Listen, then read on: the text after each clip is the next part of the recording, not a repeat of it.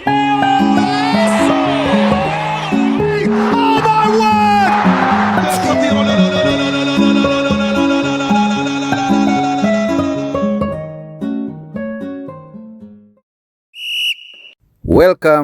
to my channel.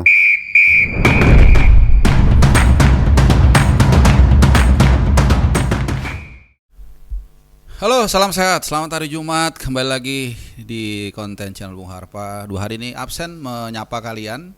Ada beberapa kegiatan yang tidak bisa ditinggalkan dan tentunya di tengah kompetisi Piala Dunia U17 kita sudah mengetahui semua hasilnya.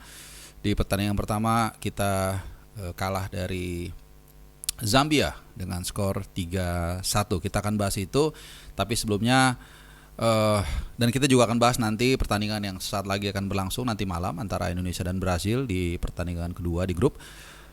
Tapi kita akan sedikit menyinggung soal tim nasional senior yang memang sangat disayangkan. Harusnya saat ini kita sedang menghitung hari untuk menyambut setidaknya 2 pertandingan persahabatan di FIFA Matchday yang sejatinya menjadi FIFA Matchday terakhir tahun ini ya. Tapi karena kita semua tahu nggak ada dan nanti akan diisi oleh tim nasional U23 atau skuadnya Indra Safri yang akan berlaga di SEA Games. Nah ini seperti apa, dan yang pasti mainnya tidak di GBK karena memang magnitude-nya atau vibes-nya ini tidak sebesar tim nasional senior, dan juga tentunya di tengah situasi turmoil, situasi ya yang cukup dinamis belakangan ini, sehingga nampaknya akan dipilih nanti nggak tahu antara di Pakansari atau mungkin di Stadion Candrabaga di Bekasi, yang pasti bukan di GBK, dan nanti akan melibatkan tim nasional kelas usia. Siapa aja dan seperti apa memang masih digodok, tapi kelihatannya tidak akan yang pasti tidak akan mengundang tim kuat ya, mungkin antara tim Afrika atau tim Timur Tengah, begitu, seperti itu ya. Nah yang berikutnya juga soal karena ini udah menjelang Natal, jadi berapa hari lalu di sebuah podcast Ketua Umum PSSI Erick Thohir mengatakan sudah mengantongi 5 nama calon pelatih tim nasional senior. Ini kita nggak tahu nih di kantong kiri atau di kantong kanan, dan kemudian siapa aja kita nggak jelas, hanya disebutkan seperti itu dan kemudian blep hilang. Dan juga lucunya ini tidak ada rapat esko ya yang mulai dari pemecatan atau pertanggungjawaban tim nasional kita di Piala Dunia, kemudian juga pemecatan pelatih Patrick Kluivert, dan kemudian sudah tiba-tiba mengantongi 5 nama. Ini tidak ada rapat esko sama sekali. Jadi mekanismenya ini seperti apa kita nggak tahu juga. Yang pasti sudah 5 nama yang katanya entah Udin, Arif, Iwan, Rizky atau Budi, kita nggak tahu siapa aja. Dan kalau dari naga-naganya sih kelihatannya ini hanya sekedar wacana. Jadi belum firm ya, tidak ada keberlanjutan yang clear. Jadi ini juga mengacu pada statement Erick Thohir sendiri yang mengatakan tidak perlu terburu-buru begitu, dan kemudian salah satu esko mengatakan nanti kan masih Maret FIFA Matchday yang seniornya. Jadi kelihatannya ya memang benar, mungkin akhir tahun ini baru nanti akan benar-benar dicari, dan mungkin awal Januari nanti akan ditunjuk ya.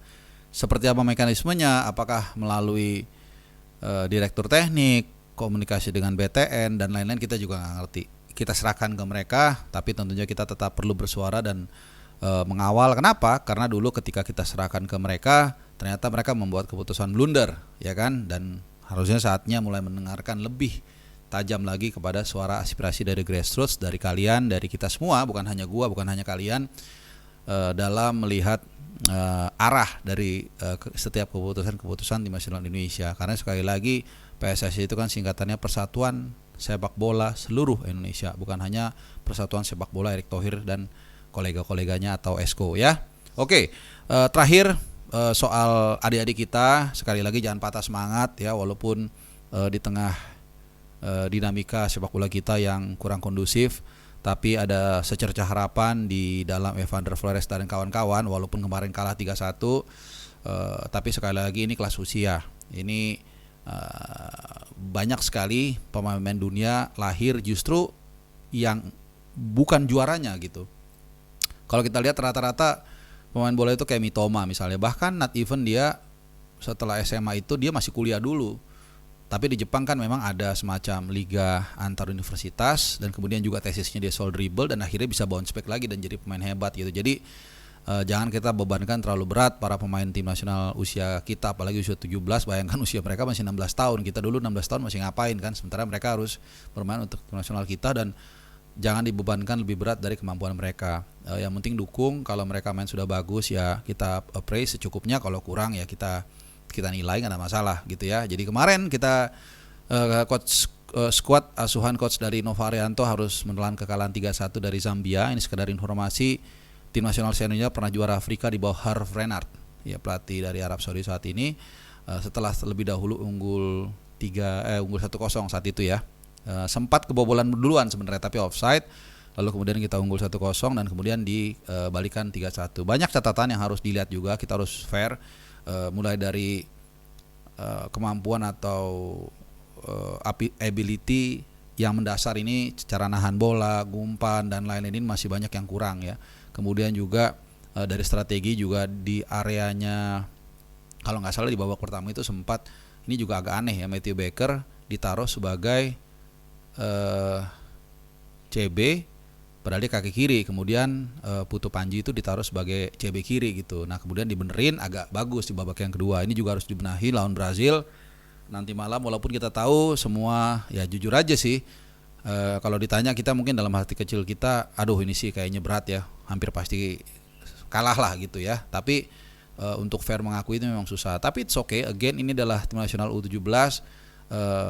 Again bukan soal menang kalah, tapi the way we play itu yang paling penting ya. Sama kayak Piala Dunia kemarin, kualifikasi ya, mungkin kita di atas kertas 50-50 ya, bisa menang bisa kalah, tapi kan bagaimana cara kita bermain, bagaimana cara kita bangkit misalnya setelah tertinggal, bagaimana respon ketika misalnya ada area yang terus digempur, tapi kemudian ada reaksi yang positif, kan itu yang kita lihat gitu. Dan dari mental pemain juga kita bisa lihat. Nah, nanti malam kita gua pribadi ya, kalian mungkin masih berpikir kita akan menang. Kalau gua pribadi tidak berekspek kita akan mengemas 3 poin ya.